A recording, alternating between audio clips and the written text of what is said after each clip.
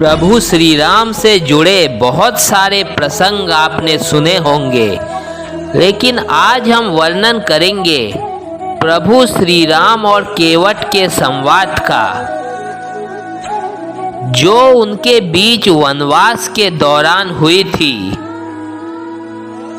साथ ही हम यह भी देखेंगे कि केवट अपने पिछले जन्म में कौन था और उसने ऐसे कौन से पुण्य कर्म किए थे जिसके फलस्वरूप केवट को प्रभु श्री राम का दर्शन एवं उनके पैर पखारने का सौभाग्य इस जन्म में प्राप्त हुआ था। सबसे पहले हम चलते हैं उस प्रकरण की तरफ जब केवट से प्रभु श्री राम का संवाद हुआ।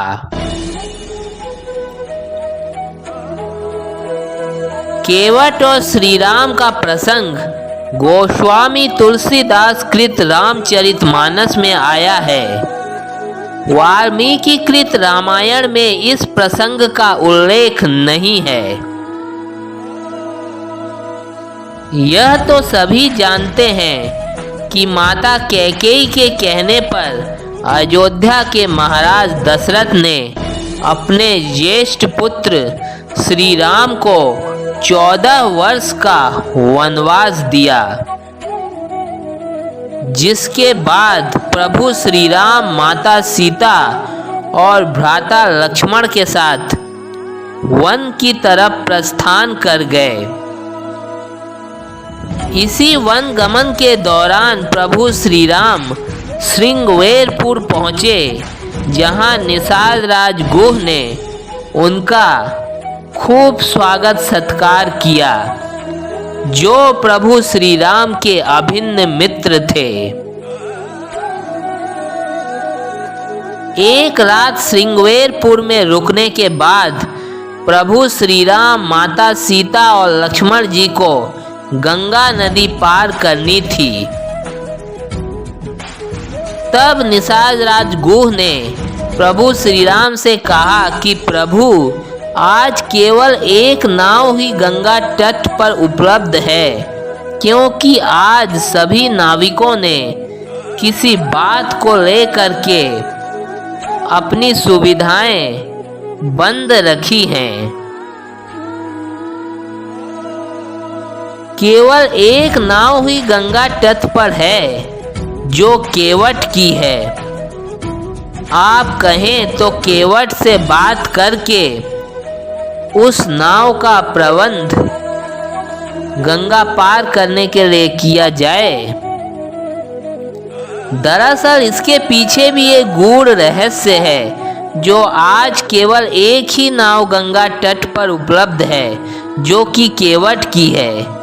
उस गूढ़ रहस्य की बात भी हम बाद में करेंगे, जब केवट के पिछले जन्म की बात होगी।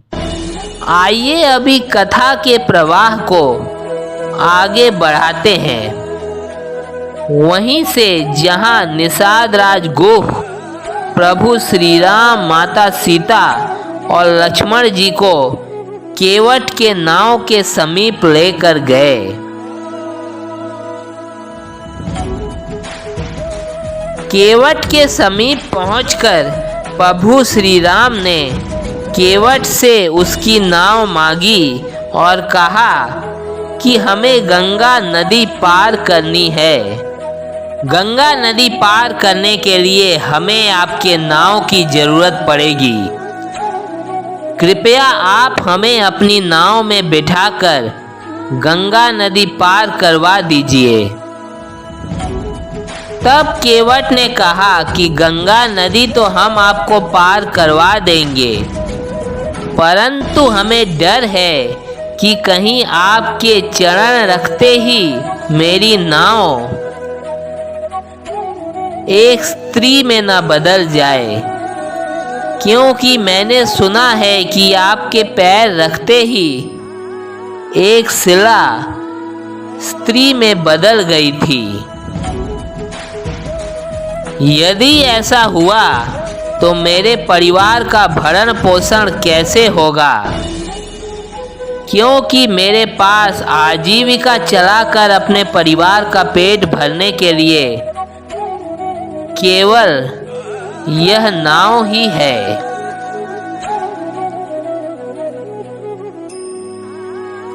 अगर आपके पैर रखते ही यह नाव किसी स्त्री के रूप में बदल गई तो मेरे परिवार का भरण पोषण कैसे होगा, मैं अपने परिवार का पेट कैसे पालूंगा, मेरी आजीविका कैसे चलेगी।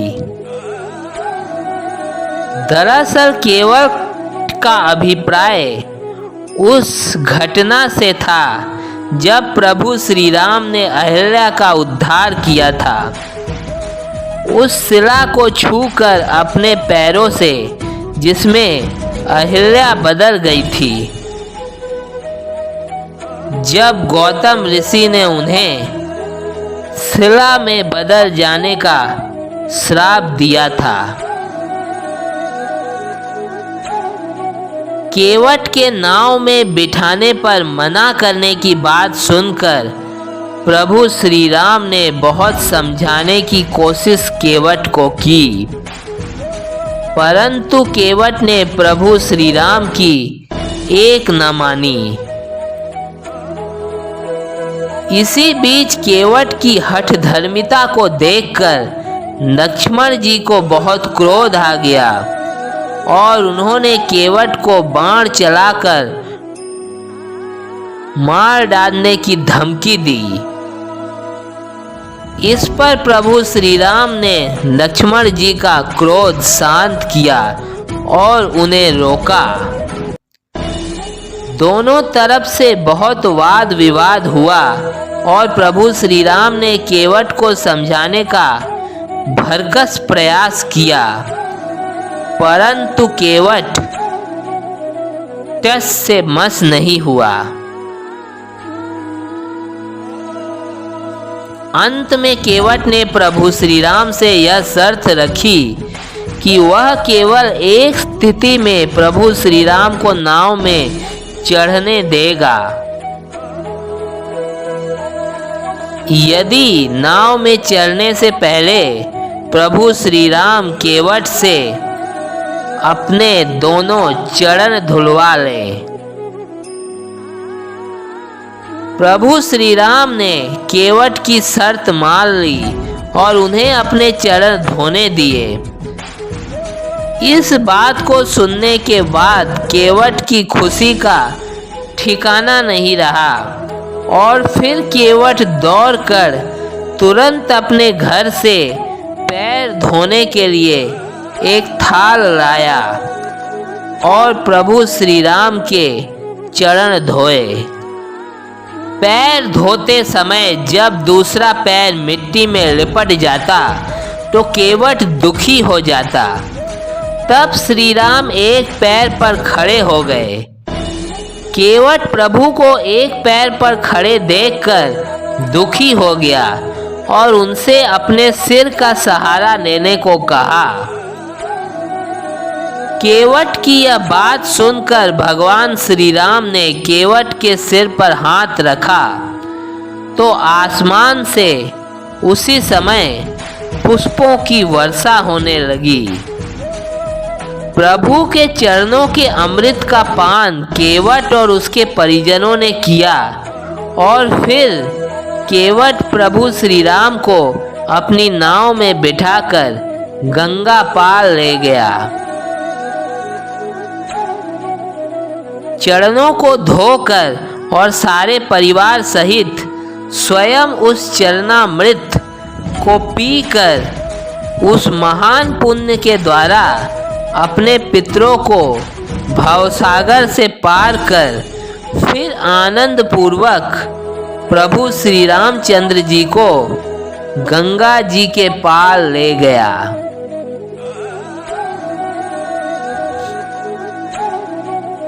तब प्रभु श्री राम, माता सीता और लक्ष्मण जी केवट की नाव से उतरे। नाव से उतरकर प्रभु श्री राम के पास केवट को देने के लिए कुछ नहीं था। तब माता सीता ने अपनी अंगूठी केवट को उतार कर दी,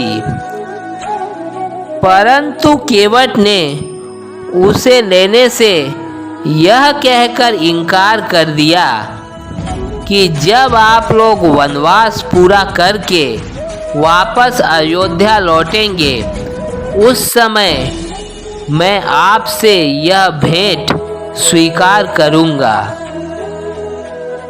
यह वही अंगूठी थी जो प्रभु श्री राम ने माता सीता की खोज करने के लिए हनुमान जी को दी थी और हनुमान जी ने लंका में माता सीता को दिखाई थी।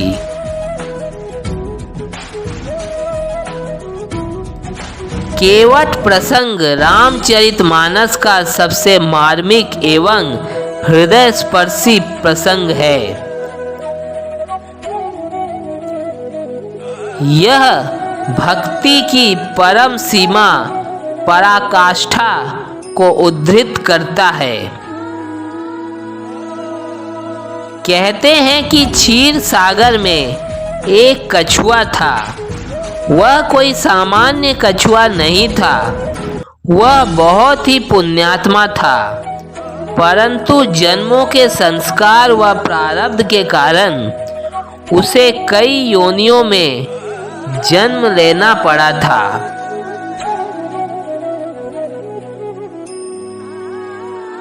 यह उसके पुण्य ही थे जो उसे प्रतिदिन क्षीर सागर में प्रभु विष्णु के दर्शन कराते थे। उसके मन में बार बार प्रभु विष्णु के चरण स्पर्श करने का विचार आता था, परंतु कभी उन्हें शेषनाग रोक देते तो कभी माता लक्ष्मी। भगवान विष्णु यह सब अपनी सैया पर लेटकर देखते रहते थे और उन्हें उस कछुए के मन का भाव पता चल गया था। तब एक दिन भगवान विष्णु उस कछुए के सामने प्रकट हुए एवं उस कछुए को आशीर्वाद दिया कि तुम मृत्यु लोक में जाओ और वहां मनुष्य जन्म लो। तब उस जन्म में मैं श्री राम अवतार में तुम्हें दर्शन दूंगा और तुम मेरे चरण स्पर्श करना। तब कच्छप राज ने धरती में ऐसे जाति का चयन किया जिससे केवट जाति का उद्धार हो, क्योंकि उस कछुए की प्रवृत्ति संत प्रवृत्ति थी और उसे ज्ञात था कि प्रभु जब श्री राम रूप में धरती पर अवतार लेंगे तब नियति के अनुसार वे नौका द्वारा ही गंगा जी को पार करेंगे। इसलिए उस कछुए ने केवट के रूप में जन्म लेने का निश्चय किया।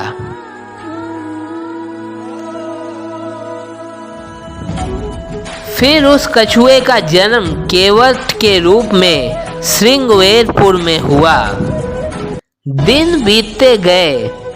एक दिन जब निषाद राज गुह शिकार पर गए और उन पर एक सिंह ने प्रहार किया, तब केवट ने उन्हें सिंह से बचाया। तब निषाद राज गुह ने प्रसन्न होकर केवट को वर मांगने के लिए कहा। तब केवट ने कहा कि जब उचित समय आएगा तब मैं मांग लूंगा। फिर जब प्रभु श्री राम के आने का समाचार केवट को मिला, तब केवट निषाद राज गुह के सम्मुख गया और उसने निषाद राज से कहा कि मैं आज आपसे अपना वर मांगने आया हूँ। मैं चाहता हूँ कि कल जब प्रभु श्री राम गंगा पार करें तो वहाँ केवल मेरी नौका ही उपस्थित होनी चाहिए, जिस पर बैठकर प्रभु श्री राम गंगा पार करें। यह सुनकर निषाद राज गुह ने केवट को यह वर प्रदान कर दिया और सारे राज्य में ऐलान कर दिया कि कल के दिन कोई भी नौका गंगा तट पर दिखाई नहीं देनी चाहिए। जो भी नाविक नौका लेकर गंगा पर आएगा उसे मृत्यु दंड दे दिया जाएगा। इसी डर से दूसरे दिन कोई भी नाविक अपनी नौका लेकर गंगा नदी पर नहीं आया। केवल केवट ही नौका लेकर गंगा तट पर गया और गंगा तट पर केवट की ही नौका केवल थी, जिस पर बैठकर प्रभु श्री राम ने माता सीता और लक्ष्मण सहित गंगा नदी पार की।